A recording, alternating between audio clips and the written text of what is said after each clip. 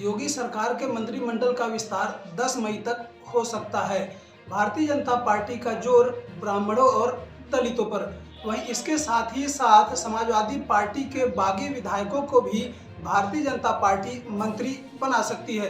दरअसल योगी सरकार 2027 के यूपी विधानसभा चुनाव को जीतने के लिए अभी से ही एड़ी चोटी का जोर लगा रही है। भारतीय जनता पार्टी इस मंत्रिमंडल विस्तार के साथ साथ भाजपा ब्राह्मणों को, एससी, ओबीसी और महिलाओं को एक साथ साधने जा रही है और इन वर्ग के लोगों मतलब यह कि ब्राह्मणों, दलितों और महिला विधायकों को भी मंत्री पद में सबसे अहम पद मिल सकता है। योगी सरकार के दूसरे कार्यकाल मतलब यह कि 2022 में जब भारतीय जनता पार्टी की सरकार बनी है, इस योगी सरकार में कुल 21 कैबिनेट मंत्री, 14 राज्य मंत्री स्वतंत्र प्रभार और 19 राज्य मंत्री हैं, जबकि रिपोर्ट के अनुसार 6 मंत्री पद खाली हैं, मतलब यह कि 6 और मंत्री बनाए जा सकते हैं। अब इसमें से भारतीय जनता पार्टी कितना सपा के बागी विधायकों को शपथ दिलाती है और कितना अपने विधायकों को शपथ दिलाती है, चलिए एक एक करके समझते हैं। 2024 के लोकसभा चुनाव के बाद से ही चर्चाएं चल रही हैं कि योगी सरकार के मंत्रिमंडल का विस्तार अब हो सकता है, लेकिन अब फाइनल लगभग हो गया है कि योगी सरकार के मंत्रिमंडल का विस्तार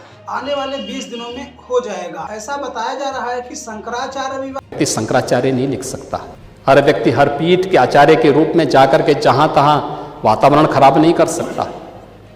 उन मर्यादाओं का पालन सबको करना होगा। और अगर वो शंकराचार्य थे तो और यूजीसी के विरोध को लेकर के ब्राह्मण समाज भारतीय जनता पार्टी से काफी नाराज है। ऐसे में ब्राह्मण वर्ग के चेहरों को, ब्राह्मण समाज के चेहरों को सबसे पहले प्राथमिकता देगी योगी सरकार, जिसमें अभी बात की जाए तो उत्तर प्रदेश के उप मुख्यमंत्री ब्रजेश पाठक सहित कुल 7 मंत्री ब्राह्मण समाज से आते हैं। ऐसे में 1 से 2 मंत्री ब्राह्मण समाज से बनाए जा सकते हैं, जिसमें से सबसे ज्यादा नाम जो भारतीय जनता पार्टी के विधायक और एमएलसी भी है। सबसे ज्यादा चर्चा पूर्व ऊर्जा मंत्री श्रीकांत शर्मा का नाम आगे चल रहा है। इसके साथ साथ गोविंद नारायण शुक्ला जो कि एमएलसी हैं, साकेत मिश्रा वह भी एमएलसी हैं और सलमबरी त्रिपाठी जो कि भारतीय जनता पार्टी से विधायक हैं देवरिया से, उनके भी मंत्री बनाए जाने की चर्चा सबसे ज्यादा जोर पर है। समाजवादी पार्टी से बागी विधायक मनोज पांडे जो कि ऊंचाहार से विधायक है, उन्हें भी मंत्री बनाया जा सकता है। ब्राह्मणों को साधने के लिए क्या यह कारगर साबित होगा?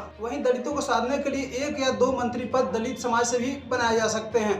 ऐसा बताया जा रहा है कि 2024 के लोकसभा चुनाव में भारतीय जनता पार्टी की हार की वजह जो 400 पार का नारा दिया, जिससे दलित समाज में यह मैसेज गया कि भारतीय जनता पार्टी अगर 400 सीटें जीत जाती तो वह आरक्षण को खत्म कर सकती है, जिससे दलित वर्ग नाराज हो गया और भारतीय जनता पार्टी उत्तर प्रदेश में 33 सीटों पर सिमट गई।